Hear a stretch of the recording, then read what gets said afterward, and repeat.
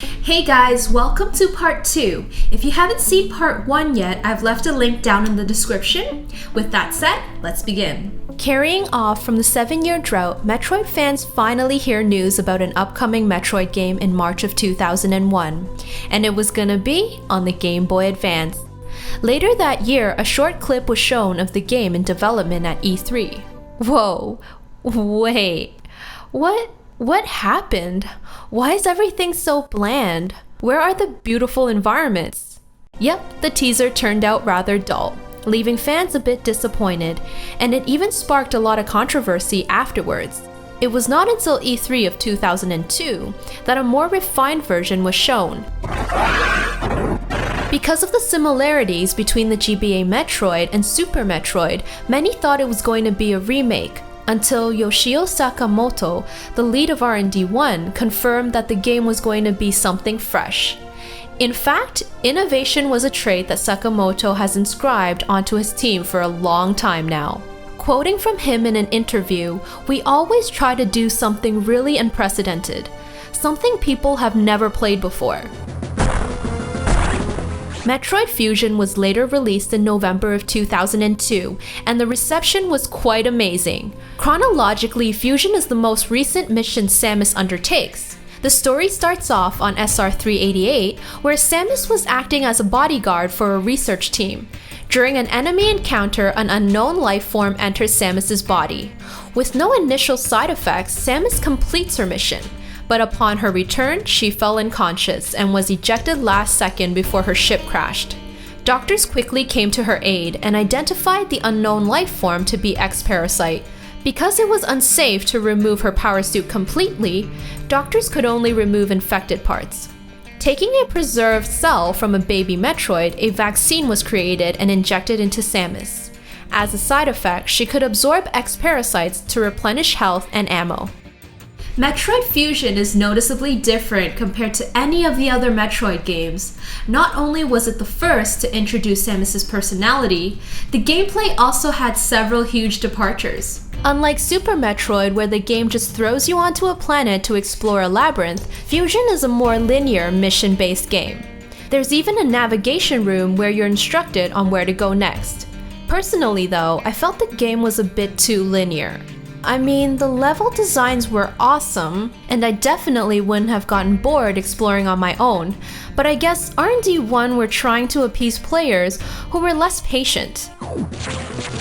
The controls, on the other hand, are almost identical to Super Metroid. There were just several new things Samus could do, such as climbing ladders and grabbing ledges, which were both great additions. Following tradition, the developers rewarded the player a special ending depending on completion time and completion rate. You know, after some deep speculation, I realized something rather interesting about the Metroid story. According to the Fusion manual, Metroids were created by the Chozo race in order to fight off X-Parasites. They're the same Chozo race that trained Samus and gave her the power suit. It's also said that Chozos could foresee the future, according to the lores in Metroid Prime. Then, could it be that they foresaw the terrorization of their creation, but had no choice since it was the only way to fight off the X-Parasites? And in turn, trained Samus to become the one who eradicates them both in the future? Deep stuff. Deep stuff. Anyways, let's turn the clock back to 1999. Enter Project Dolphin. Nearing the end of the N64's life cycle, Nintendo started work on a new console codenamed Project Dolphin, later renamed GameCube. Despite the fact that Metroid Fusion was in development at this time, Nintendo wanted to develop a more mature title on their upcoming home console, and Metroid seemed to fit the bill. Since the R&D 1 team was busy with Fusion, Nintendo had to reach out to outside developers. What about their second-party developer, Silicon Knights? Nope, they were busy with other titles. Well, how about Rare? Nope. This was when Nintendo turned their heads to Jeff Spangenberg, the founder of Retro Studios. With a team of experienced staff and a private motion capture studio, it appeared they were a perfect fit for the job. But Nintendo's relationship with Retro wasn't always peachy keen. Nintendo invested close to $1 million to help kickstart Retro Studios, and in turn, Retro promised to develop games for Nintendo. However, Nintendo wasn't very happy with the first batch of games they were developing. Despite the mediocre progress, Shigeru Miyamoto saw potential in the company based on their game coding and art design. Astoundingly, Nintendo went ahead and handed over the Metroid license to Retro. In the initial stages of development, this 3D Metroid title was going to be in third person.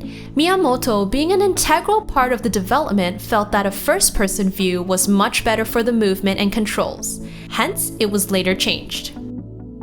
However, many people were skeptical when they saw a short preview of the game at Japan Space World in 2001. But once they got their hands on it, it was a different story. The game was officially named Metroid Prime and released in November of 2002, the same day as Metroid Fusion. The reception was amazing, resulting in it being one of the best-selling games on the GameCube. The story carries off several years after the events of Metroid Zero Mission. After the Space Pirates' leader, Mother Brain, was defeated, they began searching for a new planet to colonize. While cruising across the galaxy, Samus intercepts a distress call on a space station. It was a space pirate frigate attacked by the Parasite Queen. Upon destroying it, Samus saw Meta Ridley flying off to Talon 4. Samus pursues and eventually uncovers a new pirate colony. As you take your first step on Talon 4, you're greeted with a beautiful environment, and it only gets better after that as you explore Magmore Caverns, Phendrena Drifts, and Phazon Mines. Metroid Prime is one of the most non-linear exploration-filled Metroid games to date. This was important as it stood out among the other more linear first-person shooters at the time, such as Halo. However, there were complaints from players about the large amount of backtracking, which I can understand since some of the mission locations were a bit ambiguous. Especially some of the artifact locations, which takes an extreme amount of luck to find. If you can find them all without a guide, you could probably win the lottery. Other than that, with the diverse environments and great controls, I didn't mind the amount of exploration. Following the successful conversions of Mario and Zelda into 3D, I felt Metroid Prime did an excellent job as well. Even though some of Samus's moves had to be taken out due to the nature of the first-person view, the game still maintained the valued traits that the 2D Metroids had. A couple of bonus features can be unlocked if you link Fusion with Prime via link cable. Based on which game you have completed, the classic NES Metroid can be playable, and the other is controlling Samus in her Fusion suit. These were implemented probably for cross-promotion, since both games were released on the same day. Shortly after the release of Metroid Prime, Nintendo requested Retro Studios to make a sequel. They accepted, but surprisingly, the team decided to start from scratch, with new gun models, weapon effects, and sounds. The classic screw attack and wall jump abilities were demanded by many fans for Prime 2, hence it was added. The funny thing is that the engineers behind the creation of the screw attack actually weren't too happy about it at first, because of the fear that players would accidentally screw attack out of the level due to the nature of 3D movement. But it turned out okay, right? I guess not. The game was released in November of 2004 and called Metroid Prime 2 Echoes. Nowadays, Nintendo is known for trying new things and inspiring others, but believe it or not, the marketing behind Halo 2 actually inspired the one behind Metroid Prime 2. I Love Bees. It was an alternate reality game made to promote Halo 2. It was an awesome idea, and it worked. So-called beekeepers. Similarly, Nintendo created a few promotional websites, one of which was Channel 51. It was filled with conspiracy theories and grainy videos of aliens, which turned out to be Metroid Prime 2 footage. Oh, how I wish they still did this for games today. But I guess they don't need to, right? Since there's YouTube, Nintendo Direct. Anyways, the story in Prime 2 carries off sometime after Prime 1. Samus is sent to planet Aether on a rescue mission to locate GF troopers that went missing. After a rough landing, she begins exploring the base and eventually encounters Dark Samus, along with a bunch of unknown creatures. They proceed to attack her, causing her to lose most of her powers. As you've probably noticed by now, Metroid devs have grown to love teasing players with awesome perks to start, and then taking them all away. Why can't we just start with nothing? Why must you tease us, Nintendo? Anyhow, Samus escapes and stumbles across the troopers' landing site, where she discovers the cause of their death.